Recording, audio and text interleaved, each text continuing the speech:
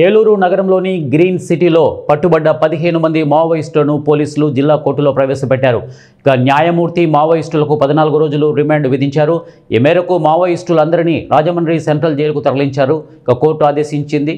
ఉదయం నుంచి పోలీసులు మావోయిస్టులను ఎప్పుడు కోర్టుకు తరలిస్తారనే ఉత్కంఠ అందరిలోనూ నెలకొంది.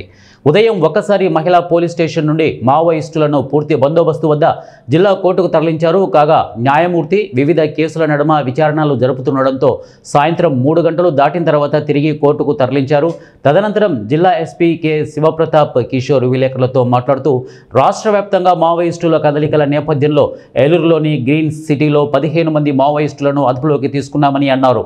ఇక ఛత్తీస్గఢ్ రాష్ట్రానికి చెందిన వీరంతా తెలుగు రాని వారని తెలిపారు. జిల్లా వ్యాప్తంగా మావోయిస్టుల కదలికలపై ప్రత్యేక నిఘా ఏర్పాటు చేసినట్లు ఎస్పీ తెలిపారు. ఎవరైనా కొత్త వారికి ఇల్లు అద్దెకి ఇచ్చేటప్పుడు ఆధార్ కార్డు సేకరించుకొని అనుమానం వస్తే పోలీసు వారి సహాయం తీసుకోవాలని ప్రజలకు సూచించారు.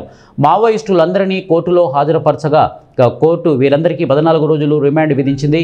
రాజమండ్రి సెంట్రల్ జైలుకు తరలించినట్లు ఎస్పీ తెలిపారు. మిగిలిన వాళ్ళందరూ కూడా ఏరియా కమిటీ మెంబర్స్, ఇలా ముఖ్యమైన లీడర్స్ అందరినీ కూడా పక్కా సమాచారంతో చాలా రోజులు మన అన్ని ఏజెన్సీస్ కలిపి, మన ఇంటెలిజెన్స్ ఏజెన్సీస్ కావచ్చు, మన డిస్ట్రిక్ట్ పోలీస్ కావచ్చు, గ్రే హౌండ్స్, మన లోకల్ ఆఫీసర్స్ అందరూ చక్కనైన ఆపరేషన్ తోటి, ఇంటెలిజెన్స్ ప్లస్ ఫీల్డ్ ఆపరేషన్ తోటి ఎలాంటి ఇబ్బంది లేకుండా, ప్రజలకు కూడా ఎలాంటి ఇబ్బంది లేకుండా అర్బన్ ఎన్విరాన్మెంట్లో కూడా మనం వాళ్ళని అరెస్ట్ చేసి జైలుకి పెట్టడానికి జరుగుతుంది.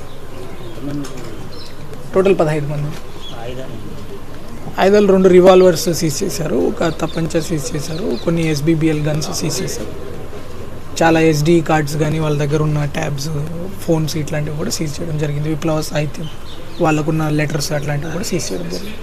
సరే, వాళ్ళంటే లోకల్లో ఇల్లు తీసుకోవడానికి ఎవరైనా సపోర్ట్ చేశారంటారా? అవన్నీ మనకి ఇన్వెస్టిగేషన్లో తెలుస్తాయి. ప్రతిదీ కూడా మనము భూతద్దంలో పెట్టాల్సిన అవసరం లేదు. ఇప్పుడు మనం చూస్తే చాలామంది తెలిసి ఉండొచ్చు, తెలియకపోయి ఉండొచ్చు. ఆపరేషన్ డీటెయిల్స్ ఇంకా నడుస్తూ ఉంటాయి. ఇది తర్వాత ఇంకా రివీల్ అవుతాయి, తెలుస్తాయి. మనకు కూడా ఎక్కువ సమాచారం వస్తుంది. కాదు, ప్రజలు ఏం భయపడాల్సిన అవసరం లేదు. వీళ్ళే కాకుండా ఎవరైనా కూడా మీరు ఇళ్లలో కొత్త వాళ్ళకి ఇచ్చేటప్పుడు వాళ్ళ ఆధార్ కార్డు అడగడము, పోలీస్ వెరిఫికేషన్ చేసుకోవడం, ముఖ్యంగా ఎవరైనా వేరే రాష్ట్రాల నుంచి వచ్చారు, వేరే జిల్లాల నుంచి వచ్చారు, వాళ్ళ దొంగలు ఉండొచ్చు, నేర చరిత్ర ఉండొచ్చు, ఒకసారి పోలీస్ వెరిఫికేషన్ చేసుకుంటే ఏం ఇబ్బందులు రావు. ఒకవేళ వాళ్ళ రోల్ ఏదైనా ఉందంటే ఖచ్చితంగా we'll verify. But as of now అట్లాంటి సమాచారం ఉంది. ఇవి గత కొన్ని రోజులుగా ఉన్నారండి. చాలా ఎక్కువ టైం ఏం లేరు, కానీ చాలా తక్కువ టైమే ఉన్నారు. పోలీసు రైట్ టైంలో వాళ్ళని ఆపరేట్ చేయాలి కాబట్టి వాళ్ళు అబ్జర్వ్ చేసుకుంటూ ఉంచారు. ఎగ్జాక్ట్ టైం ఏంటి అన్నది will reveal it, operational details.